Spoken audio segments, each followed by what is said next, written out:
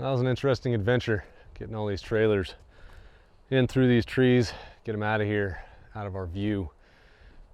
Eventually want a nice view out of those windows over there. I got the trailer down here now. I'm gonna load up a bunch of that garbage over there and get a bunch of that garbage and a bunch of this garbage and that garbage over there. Get it all out of here. Get this place cleaned up so when we look out our windows, we see something nice instead of a bunch of piles of garbage and old trailers stacked up everywhere.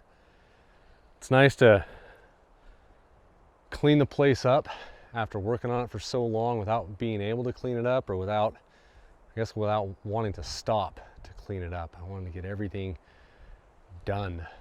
So now I'm at a point with the chicken coop doghouse over there, the studio trailer I built about 6-7 years ago, sitting where it's going to sit for a while. The prowler trailer is sitting up in the middle of the driveway. We're going to use the two trailers for storage for now. I want to empty out one of the Conex boxes completely.